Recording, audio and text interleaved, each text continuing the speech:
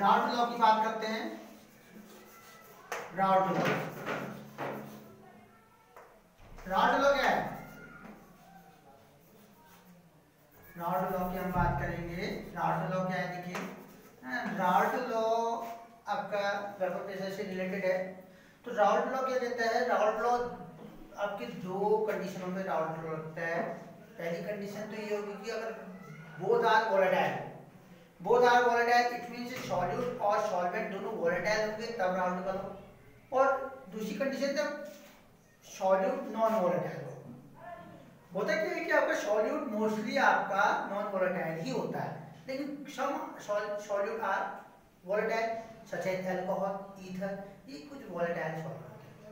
तो राउल्ट का लॉ दो कंडीशन में लागू होगा। अगर हम फर्स्ट है as a case of volatile solute, volatile solute, volatile solute, ध्यान दें सॉल्वेंट हमेशा ही वोलेटाइल होगा। सॉल्वेंट आर वोलेटाइल नेचर, किसी भी कंडीशन में सॉल्वेंट वोलेटाइल ही होगा। सॉल्यूट आपका वोलेटाइल और नॉन वोलेटाइल दोनों हो सकता है। तो as a volatile solute, volatile solute की कंडीशन में राउल्ट का लॉ क्या कहता है? According to this law, according to this law the vapor pressure of each component is directly proportional to mole fraction of their component. According to Raoult law the vapor pressure of each component is directly proportional to their mole fraction. ठीक है, volatile solute की condition में Raoult का law ये कहता है कि प्रत्येक कंपोनेंटों का जो वेपर प्रेशर होगा वो उनके मोल फ्रैक्शन के डायरेक्टली प्रोपोर्शनल होगा। अगर कंपोनेंट ए और बी मान लें, दो कंपोनेंट मान लें, एक आपका ए मान लें और एक आपका बी मान लें, ठीक है, ए बिहेव एज सॉल्वेंट मान लें, ए आपका सॉल्वेंट की तरह बिहेव कर रहा है और बी आपका सॉल्यूट मान लें, ठीक है। तो अकॉर्डिंग, और दोनों ही आपके वोलेटाइल नेचर के हैं। आपका सॉल्वेंट भी, सॉल्वेंट तो वोलेटाइल होगा ही होगा, आपका बी, आपका सॉल्यूट भी आपका क्या है? वोलेटाइल है। इट मींस वेपर प्रोड्यूस करता है। तो राउल्ट का लॉ क्या कहता है? राउल्ट का लॉ ये कहता है कि according to this law, according to this law the vapour pressure of each component, vapour pressure of each component is directly proportional to their mole fraction. तो सपोज आपको देखो वेपर प्रेशर ऑफ ए के लिए हम पीए कहते हैं, तो P A is directly proportional to X A, where P A is a vapour pressure of solvent और वेपर प्रेशर ऑफ ए भी कह सकते हैं, और X A mole fraction of A component, और P B is proportional to X B. P B solute को माना है हमने, तो सॉल्यूट का vapour pressure is directly proportional to X B, solute का मोल फ्रैक्शन। अब देखिए प्रोपोर्शनल के साइन को हम हटाते हैं तो आपको क्या बन जाता है? देखो आपका P A equal to P not A X A, और यहाँ पे P B equal to P not B X B. अब हम पी नॉट ए और पी नॉट बी जो है आपका है, पी नॉट ए और पी नॉट बी आपके प्योर स्टेट में, प्योर स्टेट में ए और बी के वेपर प्रेशर है। P not A and P not B are the vapour pressure of pure state, pure state में आपके वेपर प्रेशर होंगे, ठीक है। तो ये तो राउल्ट का लॉ है वोलेटाइल सॉल्यूट के लिए। अब दूसरा for non volatile solute,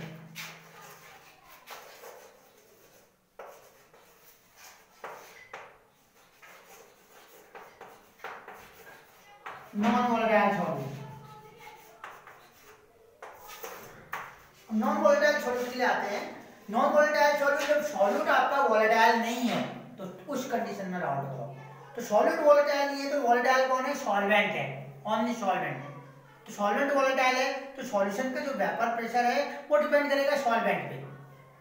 solution का वेपर प्रेशर सॉल्वेंट के ही वेपर प्रेशर पे डिपेंड करेगा। इट मींस ये कह सकते हैं कि सॉल्यूशन का जो वेपर प्रेशर होगा वो एज के सॉल्वेंट के वेपर प्रेशर के इक्वल होगा।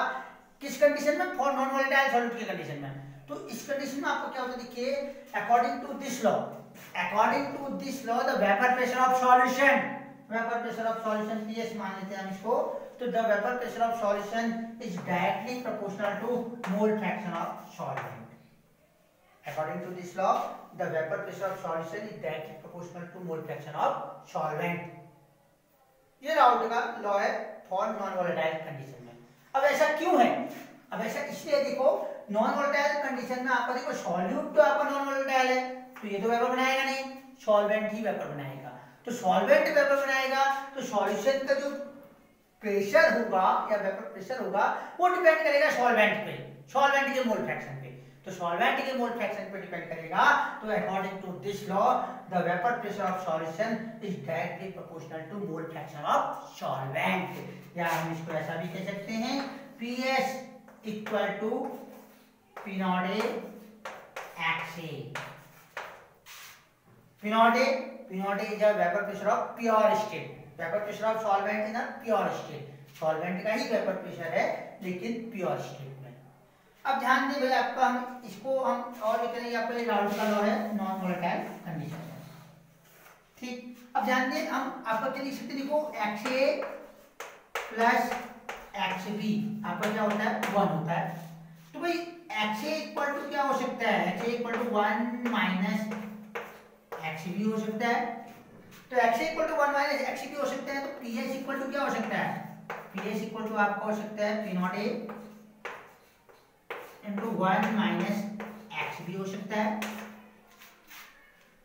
या देखो आपका PS इक्वल टू क्या हो सकता है, PS इक्वल टू आपका हो सकता है P not A minus P not A XB हो सकता है, ठीक है। या ओवरऑल आपका क्या हो सकता है, देखिए ये आपको क्या हो सकता है, देखो आपका PS इक्वल टू आपका हो सकता है PS minus plus P not A XB equal to P not A हो सकता है। P not A XB equal to P not A minus PS हो सकता है। या XB इक्वल टू आपका क्या हो सकता है P not A minus PS upon P not A। ये भी आपका राउल्ट का लॉ है। XB यहाँ पे मोल फ्रैक्शन ऑफ सॉल्यूट है, P नॉट A यहाँ पे आपका सॉल्वेंट का वेपर प्रेशर प्योर स्टेट में, PS आपका सॉल्यूशन का वेपर प्रेशर है। P not A minus PS को हम लोअरिंग ऑफ वेपर प्रेशर भी कहते हैं। लोअरिंग ऑफ वेपर प्रेशर इसलिए कहते हैं, देखिए PS जो आपका सॉल्यूशन का वेपर प्रेशर होगा वो हमेशा सॉल्वेंट के वेपर प्रेशर से क्या होगा, कम होगा प्योर सॉल्वेंट के। तो आपको देखिए P not A minus PS lowering of vapour pressure, lowering इसलिए कहा कि कम ही आएगी, सॉल्यूशन का वेपर प्रेशर कम होगा as comparison with pure solvent के। और इसका कंपैरिजन अगर हम P नॉट A से करते हैं सॉल्वेंट के वेपर प्रेशर से, तो इसको हम कहते हैं relative lowering of vapour pressure. तो ये आपका राउल्ट का लॉ है।